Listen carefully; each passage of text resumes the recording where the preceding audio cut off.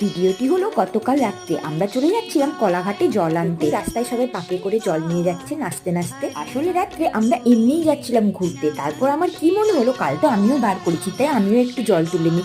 এখানে এই ভাঁড়গুলো বিক্রি হচ্ছিল, তারপর নদীতে জল তুলতে। তারপর এখানে মা গঙ্গাকে প্রণাম জানিয়ে আমিও এখানে নদীর থেকে জল তুলে নিলাম।